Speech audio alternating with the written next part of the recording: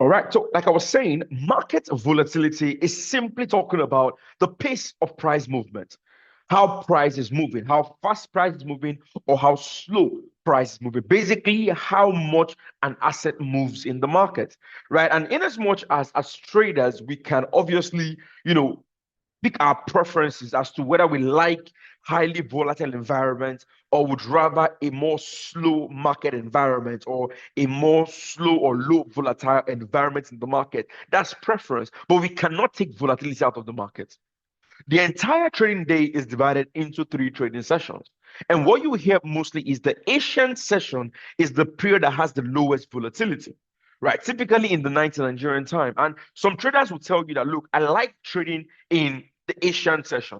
Some would rather say, look, I would rather the American session.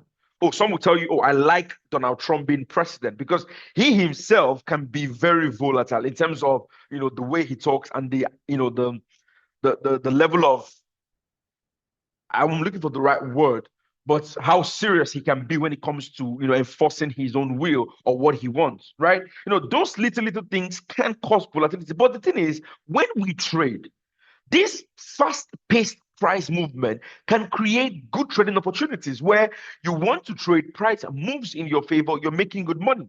But in a case where price does not go the way you want and it's highly volatile, it moves quite a lot, and the losses can also be substantial or significant, right? So the question I have is, Emmanuel, right?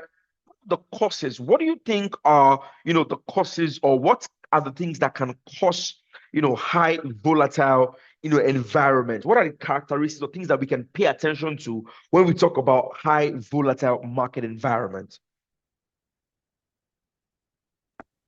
When we talk about highly volatile market environments and some of the things that can potentially cause them to happen, you see, in all honest truth, one of them is, significant events that a lot of people pay attention to.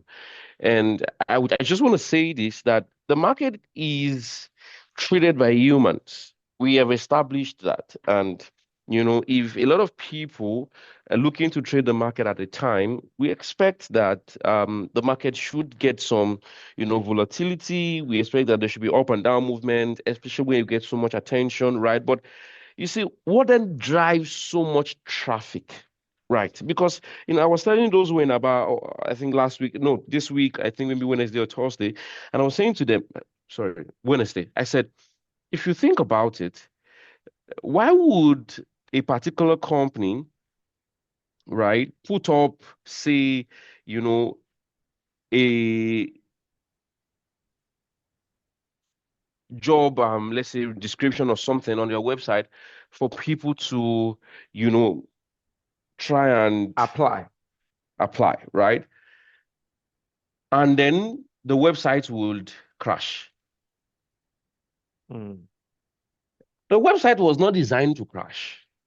The website was designed that people can visit from time to time and, get whatever the information they need on their website and get it done. But sometimes when traffic gets too much, because people now have information, which means someone heard that there's, a bolo out and then someone is looking to recruit. Oh, I want to go and apply, right? And everybody is rushing to the same website at the same time.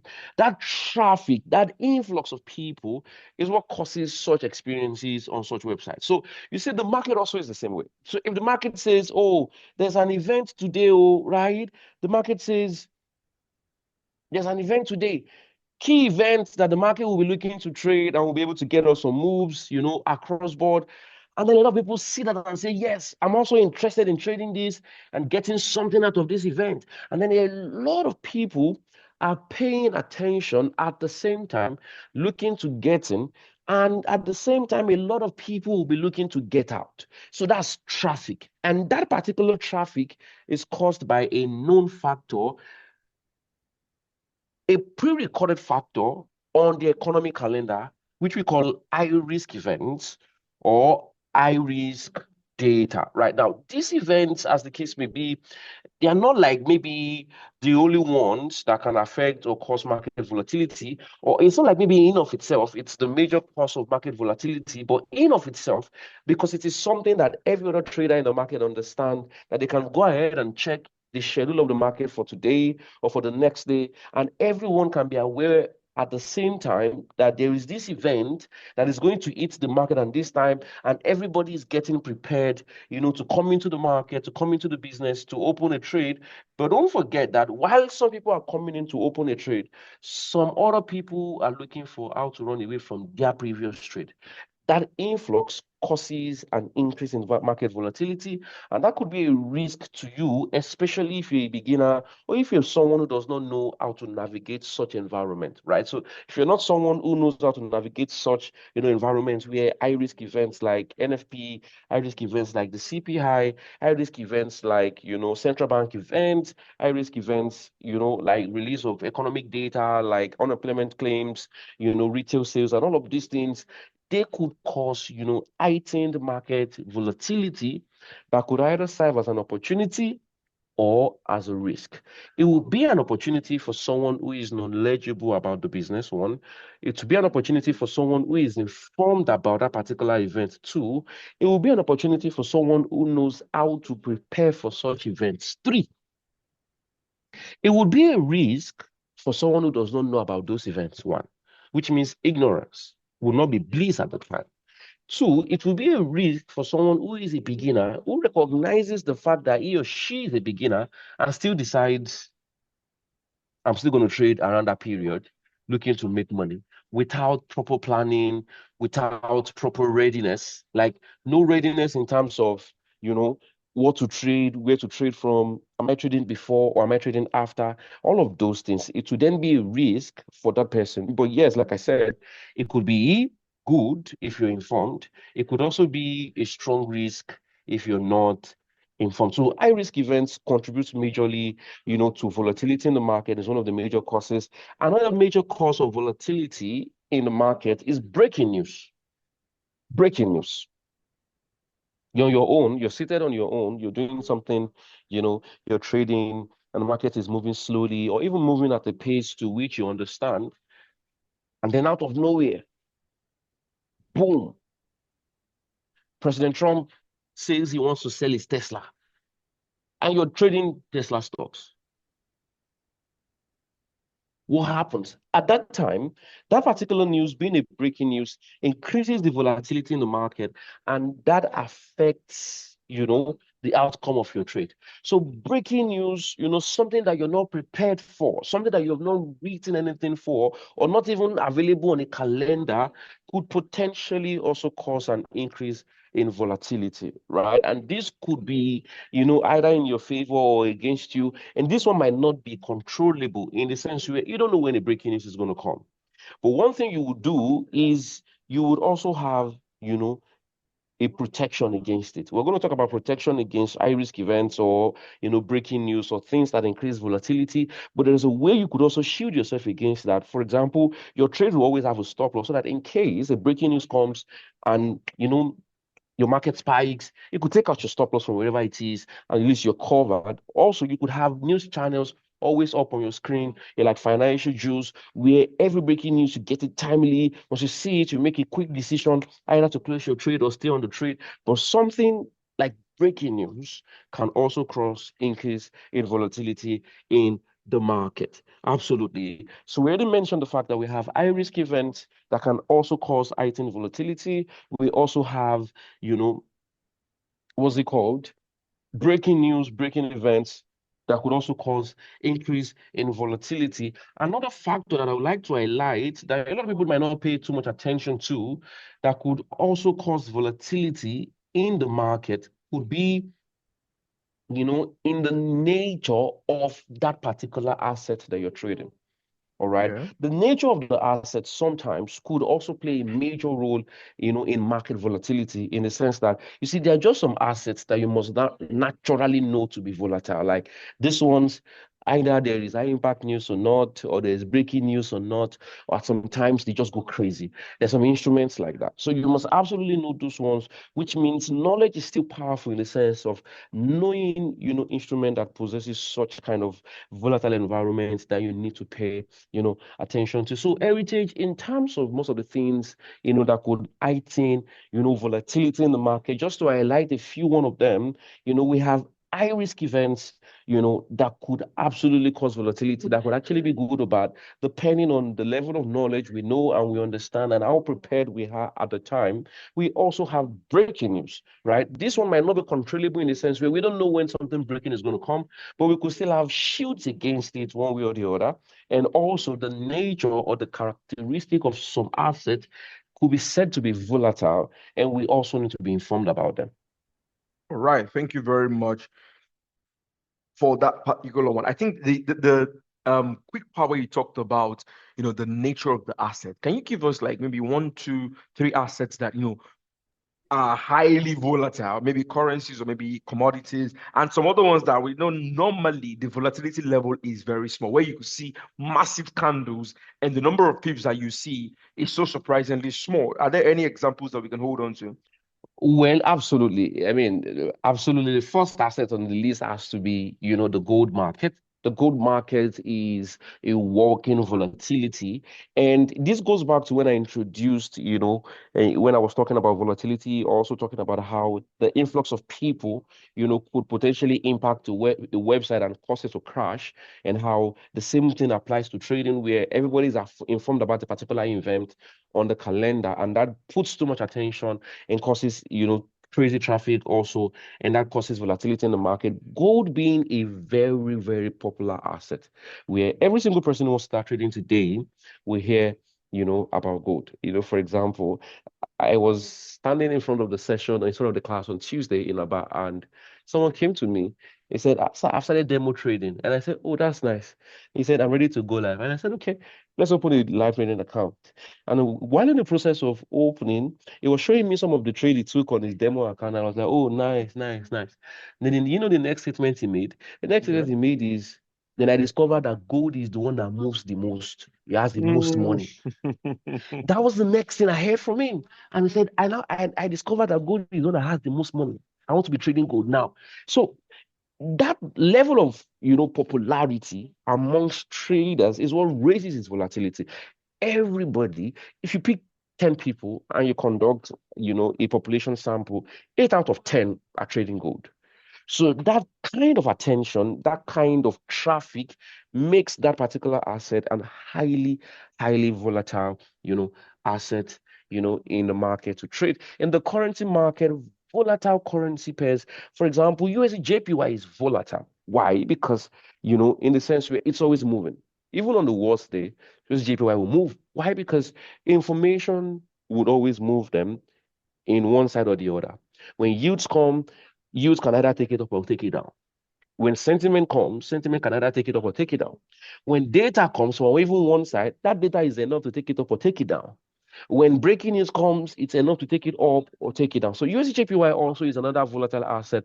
Maybe not as much as gold, but it has this nice volatility in the sense where either you're buying or you're selling, there's opportunity to make something on USDJPY, always moving, and ever present for traders when it comes to, the currency market. Another volatile currency, pair that you could also look to naturally enjoy is also naturally the pounds JPY.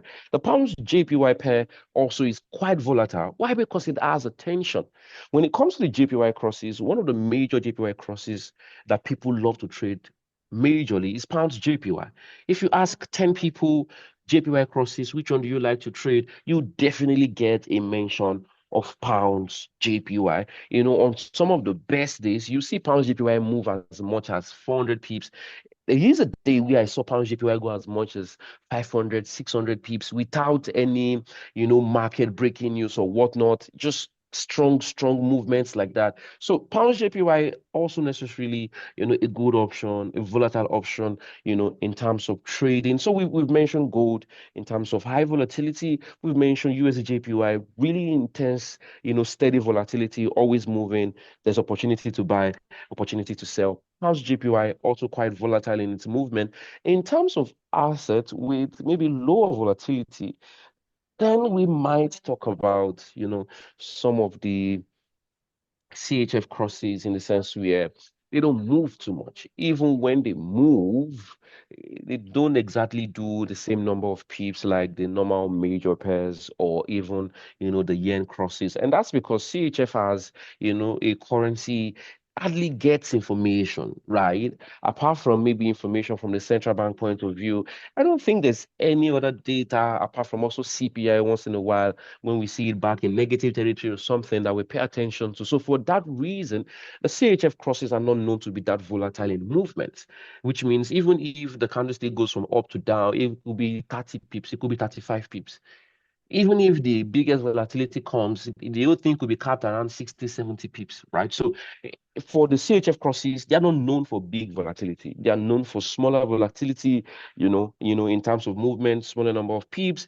And smaller number of pips means, whatever you want to make, you might not be able to make it as much as you think you want to make it in the shortest period of time. Or they do compensate in terms of pip value, but in terms of movements up and down, it is not as volatile as what you get on gold or what you get on USD JPY or what you get on the average pounds JPY or even the average Euro USD and pounds USD, which are also quite volatile. I forgot to mention them. Euro USD, pounds USD, and USD JPY are the top three most traded currency pairs in the world. And for you to be the most traded, it means you have so much attention, you have so much traffic, and that traffic gets you, you know, volatility. All right. That's there. So yes, in terms of asset heritage, Euro USD, USD JPY, pounds USD, and pounds JPY, quite volatile pairs, when it comes to the currency market. From the metals market, we have gold, also quite volatile on that particular end. Also, in the stock market, we have quite, in the equities market, the US 500 also quite volatile, moves a lot. Their prices are in thousands, so the number of pips they move is a lot. They move quite a lot as well, and also this is some of the things that traders could look to take advantage of because, like I mentioned, volatility is not something you run away from. No, volatility is the reason why you have a market.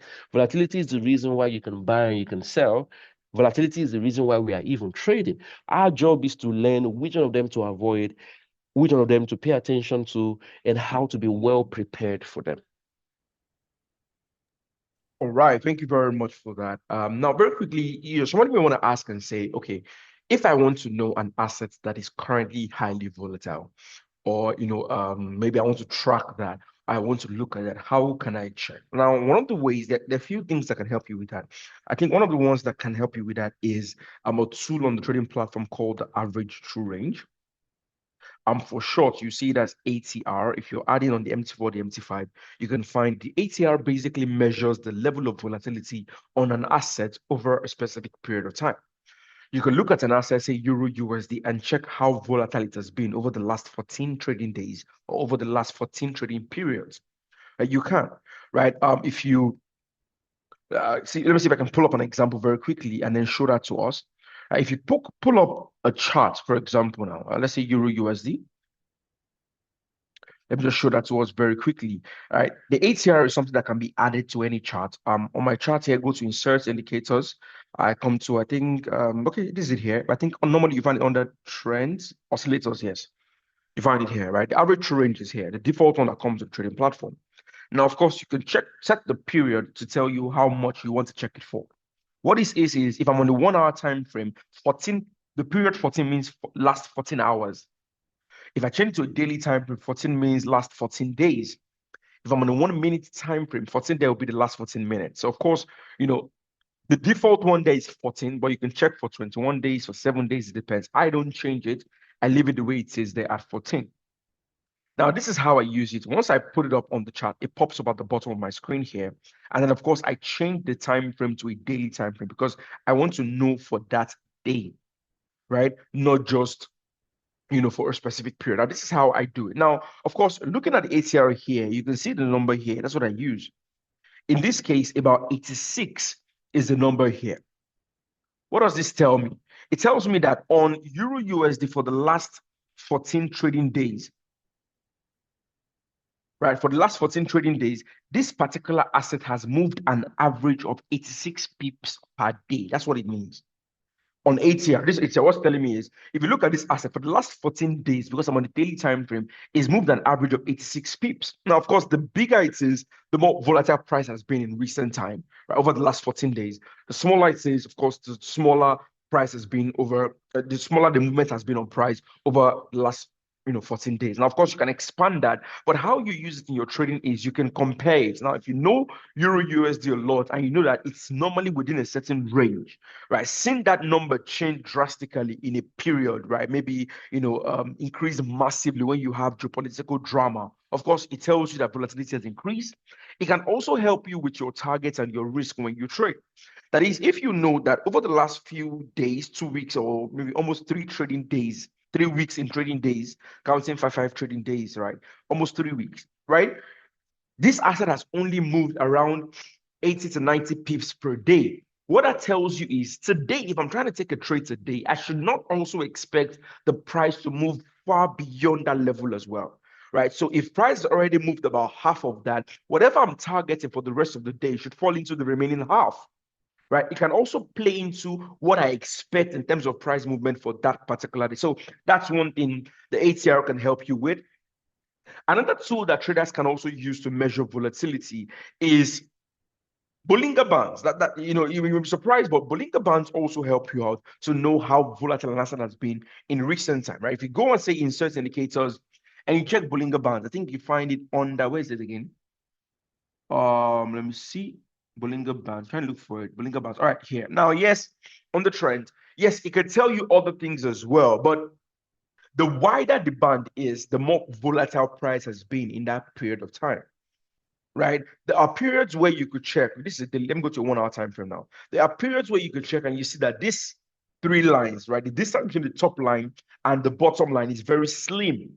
The slimmer it is, the slower price is for that period. The wider it is, the bigger the price movement you're seeing for that period. This can be another tool that people can use, right? Another thing that traders also tend to use is the VIX, the volatility index. Now, I don't have it right now, but it used to be an asset on trading platform that traders also use, right, to also measure it. Of course, when there is high volatility, high fear in the market, a lot of worry, in the market, the VIX tends to rise as an asset.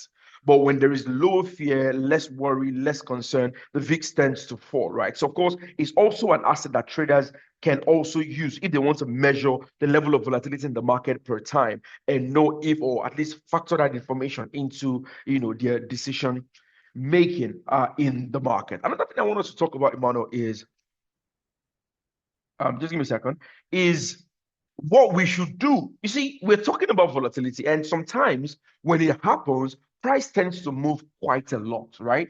As a trader, how do I manage this, make the most out of it? But if it's not going the way I expect, how do I ensure that I do not feel the brunt of it or it doesn't hurt my trading account too much? Because we know that volatility is how fast price moves. So if it's going in my favor, price is moving fast, well, in my favor. If it's going against me, price is moving fast against me. So how can I protect myself and manage trading under these high volatile trading conditions?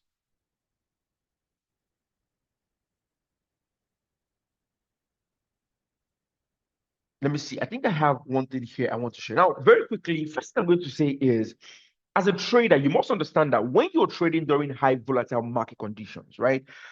Trading, managing your risk is key. You cannot, not manage your risk as a trader, right? The fact that you're trading during a high volatile time, maybe news is about to be released and you want to trade the news. If normally on your account, you trade 0.1 lot, a mini lot, right? Where on the Euro USD, every single pip is worth $1.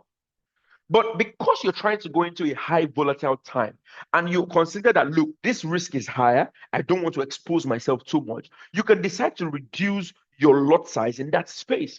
where you reduce your exposure in that particular period just to ensure that you're not too exposed in that time. Number two, sometimes setting stop losses in a more realistic way can also help. We talk about realistic targets, realistic take profit, setting realistic profits, margins on your trade. But when it comes to trading during high volatile times, right, or trading high volatile assets, your stop loss also has to have some room. I remember Emmanuel shared with us in one of the VTFs that when he trades gold, particularly at the very beginning, he doesn't start the trade immediately with a stop loss because he understands that gold can be very volatile and quickly move up and down in the first few sessions or few minutes of the trade. So he rather wait, let the trade start to move before eventually setting the stop loss. But he does not forget to set it. He still sets it. Now, the idea is with gold, because it moves so much, putting a too tight stop loss can get you easily knocked out of the trade. So sometimes making sure that you have a more room where your stop loss has or gives price enough room to oscillate, to move up and down, can also help you better manage that so that you're not easily knocked out of your trades just because of one spike or one big week where price quickly moves. So, using appropriate lot sizes, proper position sizing, maybe managing your lot or reducing your lot size when you're trading during high impact release, right, could help. But also leaving enough room for your stop loss could also help. Another thing is you should also understand the asset that you're trading. Look, if you feel like personally you don't have the temperament, right, to trade gold, do not force yourself to trade it, despite the fact that others may be trading it. Do not say that, look, because everybody's trading gold, gold has the most money, you must trade gold. When you know that little peep movement against you, right, it's not little drawdowns makes you stress so much. Trading high volatility is not the only way to make money.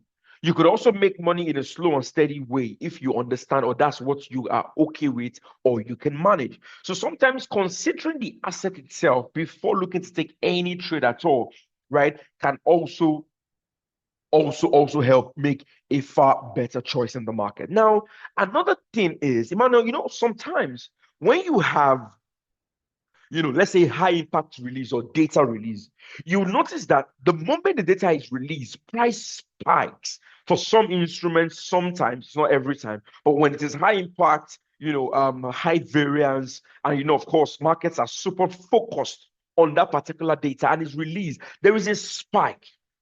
But a lot of times after that initial spike, the retracements are usually very, very big, sometimes up to 50% of the initial move higher, sometimes up to 100% of the initial move higher.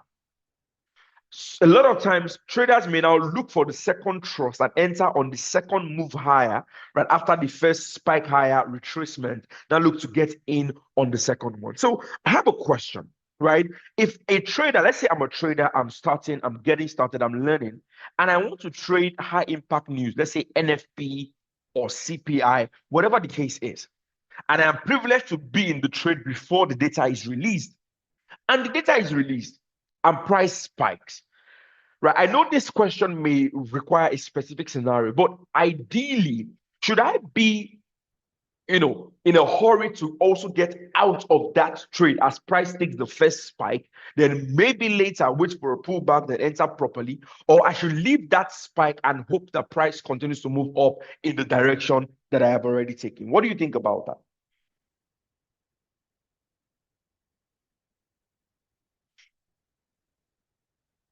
I can't hear you, man. Are you there? Yes, I'm here, and I think I just heard you talk about.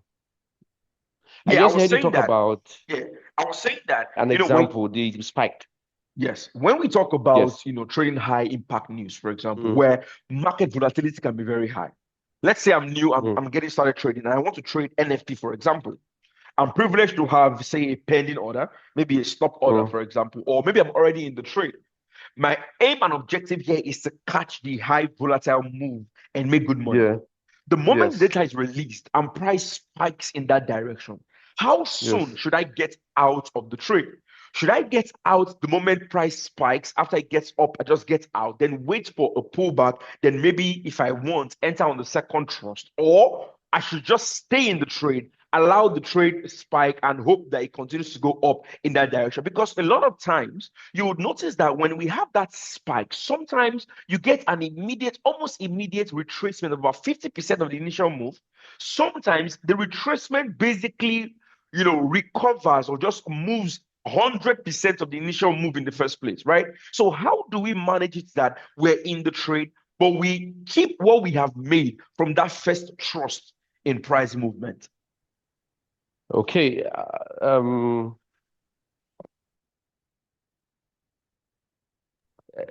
The truth is, there's no textbook to this thing. Let us start from there. If we Okay. think there's a textbook way of, taking advantage of spikes on market volatility, the truth is we might just be trying to chase straws because eventually the market might not react the same way every single time, right? For Yeah. example, the market spikes on a particular news and you think, okay, I can get in on some pullbacks, so let me just get out of the market, and eventually wait for a pullback and then get in again.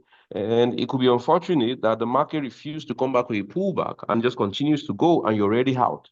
One. Two, the second one is the market spikes, but you're already in and you don't come out because you think even after a minor pullback, the market is still going to continue, in that particular direction. And unfortunately, the market price spikes initially retraces, but instead of a minor retracement, it completely reverses the move, right? So, I mean, there's really not, a straightforward answer to how we manage it or how we manage the experience or how we manage our exposure in that particular regard. I think one of the major things we would like to pay attention to would be, okay, if it works this way, this particular trade, is it in my favor, right?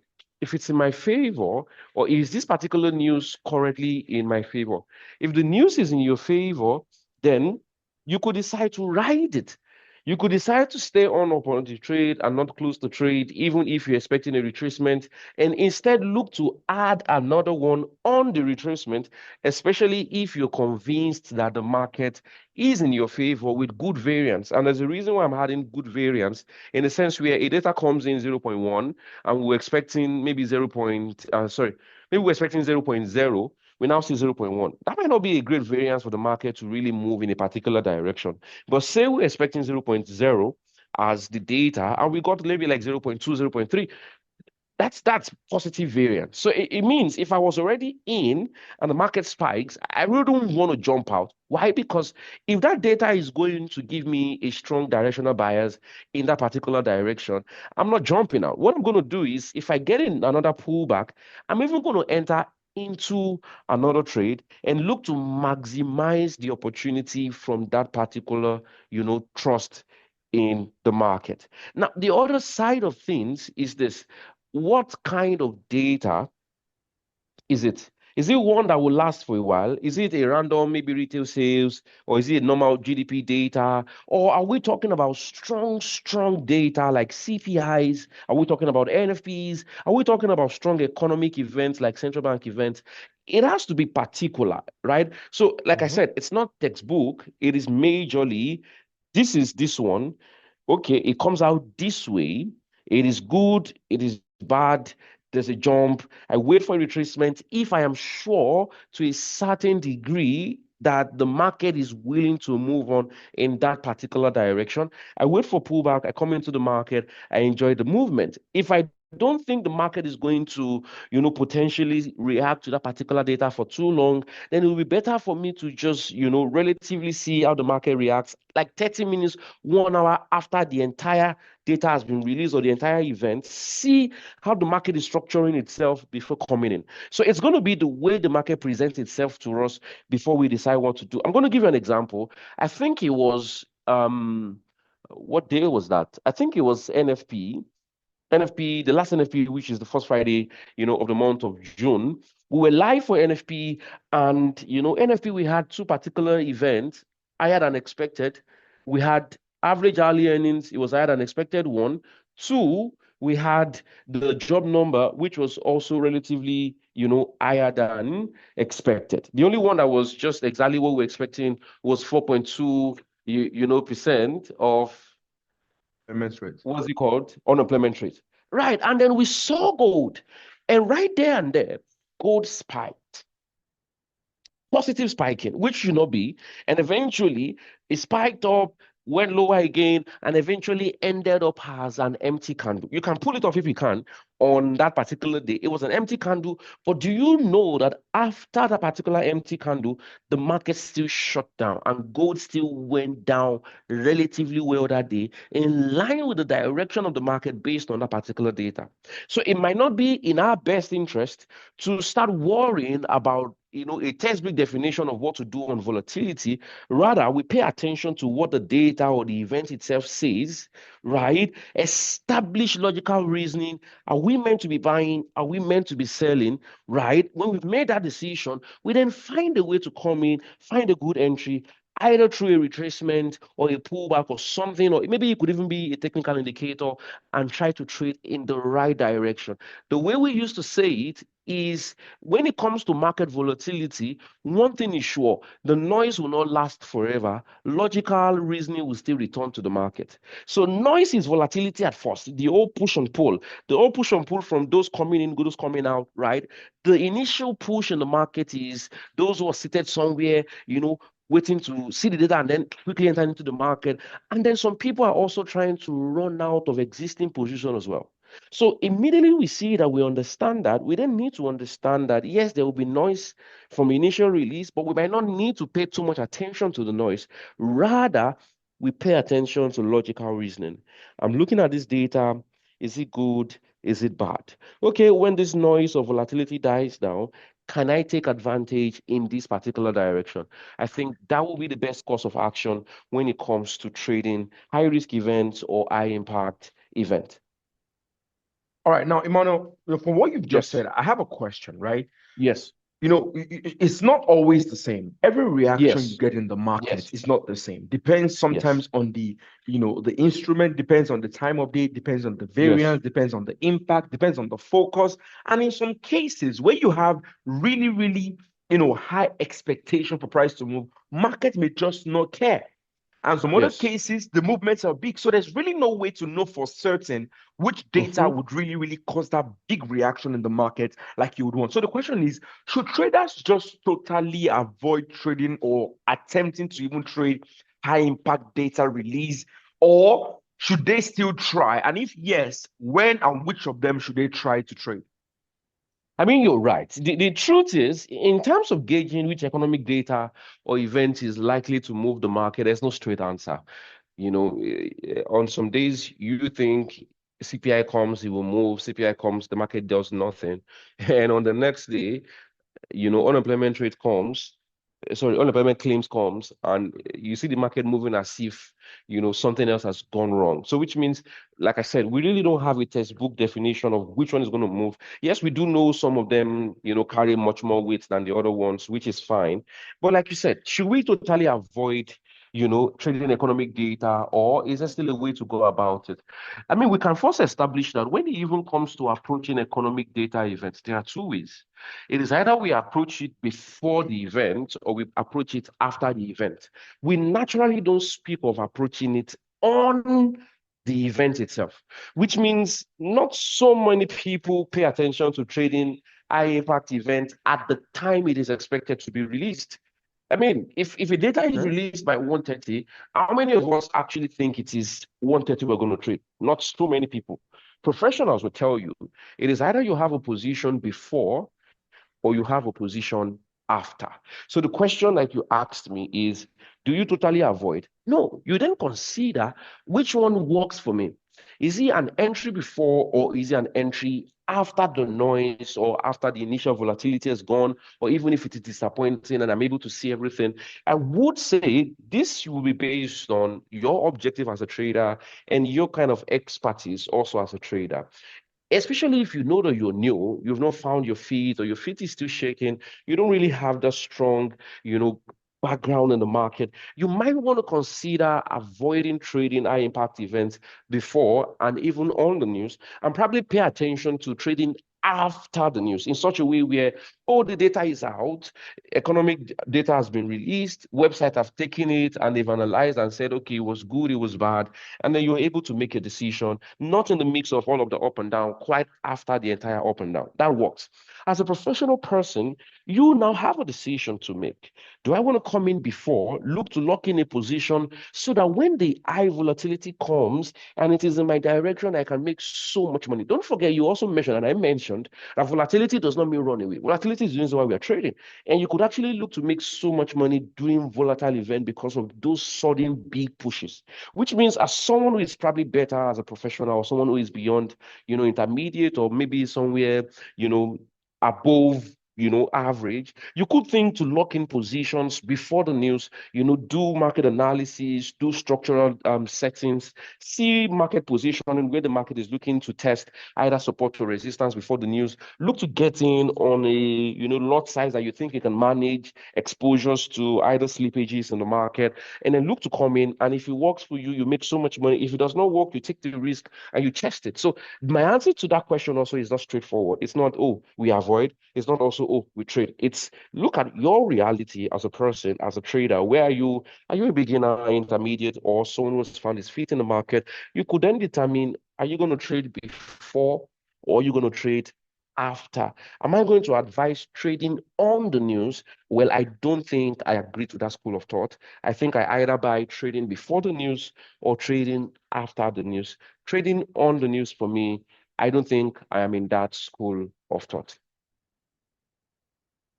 I think that answer was quite great. Yes, for me, I'd rather not even be in at all at the very beginning. I usually want to wait for the second trust. That is, the data is released, prices move. I'm waiting for a pullback. It's when it pulls back that I'm now looking for my own entry. Sometimes I don't get the pullback. Price may continue going up where I miss the position completely. Sometimes I get the pullback and then the second trust is not as strong as the first one, but it's usually a more calmer way for me to enter into the market where I'm entering without so much risk on the table. Now, last question for you, man, before our time is up, right? What do we do on bank holidays? There are times where we have bank holidays. Maybe June 10th was, I think, was yesterday, right? And then you have, US Independence Day, and then maybe, some just different holidays here and there across the world. When you have major bank holidays, remember the market is not completely closed, but it also means that prices could move in a very, very slow and sluggish way because of lower liquidity. It could also mean that that same lower liquidity could make price to be very, very volatile in some cases. So the question is, what do you do on with your experience based on how you trade? What do you do when you have these major bank holidays? Do you completely sit out? Do you select the bank holidays to trade and when not to trade? Or do you still trade business as usual during this period? Well, during bank holidays or some of those days, I'm let me put it from my own point of view. I think for me, I don't like to trade during bank holidays. There's a reason why. And the reason is because I feel like anything can happen. I feel like, your reasoning, the way you think the market to go, naturally might be threatened by the fact that there's lower market liquidity, and then something can still come up out of nowhere beyond what you're expecting. You could see some massive breakouts in directions that you never even thought the market was going to go. So I personally have a stance against trading during strong bank holidays, not small bank holidays. For example, if it is coming from the US, it's a problem for me. If it's coming from maybe the Euro area as well, it could be a problem for me. But a bank holiday from Japan, for example, might not really do too much for me. I might just avoid the JPY crosses if I want and focus more on the dollar crosses or some other assets in the market. But anything that has to do with dollar bank holiday, maybe even Canadian bank holiday as well, and somewhere around the Euro area might be, a problem for me. And I might look to just avoid the market or maybe trade maybe within the earliest part of the day. And once it gets to the afternoon time, I just decide to close shop. But I think the safest option would be, okay, there's an holiday today, it's a strong holiday coming from the US or coming from North America or something. I'm not interested in trading. I come back on another day because like we would always repeat as a person, the goal for us is not to rack up numbers of trade.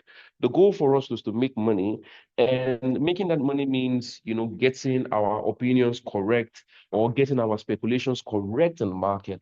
And if I cannot make speculations within good environments, and I have to start making it within tight market liquidity and higher volatility environment, then I think I could do myself a favor and avoid the headache and trade when the market comes back to life. So for me, I think during bank holidays, I always tend to just avoid, the market, especially if it's coming from strong places like the US, and from the Euro area.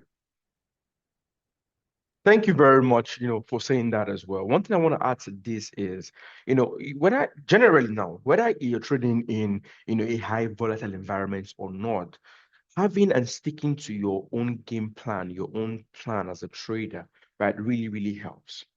If your plan already says that, look, I only look to target 1 to 2 risk to reward ratio, or I'm only looking to take 2 or 3 trades a trading day, or whatever rules you've put up for yourself, the fact that we have high impact news or a new headline, geopolitical headline is released and price moving super fast should not always just drift you away from what you had already pre-explained to be your own plan. Not because you should not take advantage of the moment, but because you don't want a situation where you start to overtrade, you start to, overdo things, push things out of normal just because it looks like it could provide more opportunity. Because one thing you must know is when the volatility is higher and prices are moving more, it also means, as much as it means if it goes well for you, you make good money, it also means that if you're wrong, the loss could also be bigger. So you must find that balance. And if you feel like, look, you're not having it, you don't understand how to trade, that fast-paced environment, you're not comfortable with it, nothing says you should not sit out of the market and wait it out, right? Trading is all about you trying to make money, and you must work with the environment that fits or makes it more likely for you to meet that specific objective. I want to believe that, we have learned something super in this particular session that we have had. Emmanuel, there's a question here. I want us to just take me 1 or 2 questions. And of course, we can call it a day. This one says from John, when is the best period to trade? Is it when the volatility is highest during the American or European overlap, middle of the day around say 12 to 2, period, or say, 12, 3 to like 5, depends on the overlaps 3 to 5. Is it during that period or Asian session when the volatility is lowest? When as a trader should we, is the best period to trade from John?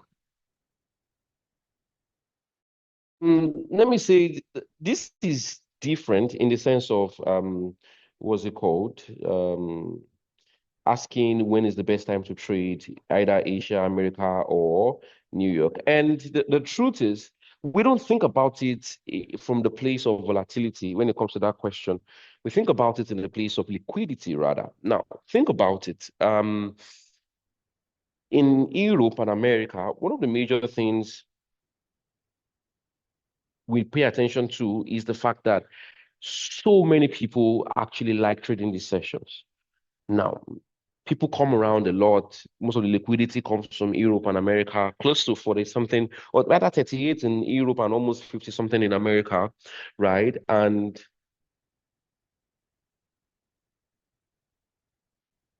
if you look at it, the presence of so many people feeds what we call, the bandwagon opinion. The bandwagon opinion in the sense where I want to buy what everybody's buying, and I'm also interested in selling what everybody's selling. The reason why that is because that's the only way we are going to push up a trend. A trend can only be created if so many people have the same opinion about a particular asset, which means if I want prices to rise so well, right, I need a lot of people also to believe that prices are expected to rise so that we can buy together. If I also want prices to fall so well, I also need a lot of people to also believe that prices will go down so that we can sell together. And the sessions where you find a lot of people in the market reading analysis, conducting the same analysis as you and looking to pursue the same direction and bringing their money in to feed the liquidity of the market is these 2 sessions, Europe and America. So in terms of sessions that is good or best for trading, we might pick Europe and America for the fact that, it fits the bandwagon opinion. It gives us the opportunity to trade trends and also gives us that opportunity, to move prices so well in our desired direction. Asia also is good for trading, especially for those who trade in the night. But the truth is, because they don't have so many people trading at the same time, because they don't have so much attention on them, the risk might be higher in the sense where volatility could be higher up and down, and also that the fact that spread also could tend to, be bigger than what it naturally could be, is why we might say, anywhere between 8 a.m. to about 6 p.m. might be the best trading period of the day. Why? Because that is where you find so many people in the market, and that is able to feed, the bandwagon opinion for us. Thank you very much for that as well. Great one. This other question from Zay says, oh, okay. I think we've answered this question already. We've already answered this particular question. I'm trying to look if there are any other questions that we've not attended to, but I think we've covered all the questions that we have on the board. Emmanuel, I think that's really all we can take in the time that we have. It's already past one. I'm happy that we're able to cover this topic and basically talk. It's not one of the normal, most active topics where we talking about chart and analysis. This one requires more of a discussion, but it's equally important. And I'm sure that traders must have learned something great from this. Emmanuel, thank you so much for being a part of this. Everybody, thank you so much for joining us as well on this particular one. And now Friday next week is going to be an Instagram live session. And we're going to have another discussion. This time around, it's going to be on Instagram. But of course, we'll get those videos and numbers up to us later on Monday. The new week would have as well the virtual trading floor at HFM. And of course, we'll take it on from there. We're very focused on making sure that your learning experience in the market, right, is productive. And we'll keep trying our best to ensure that that continues to be the case. Thank you very much, everybody, for being a part of this. Do enjoy the rest of your day. Take care of yourself and have a fantastic weekend. Thank you, and bye-bye for now.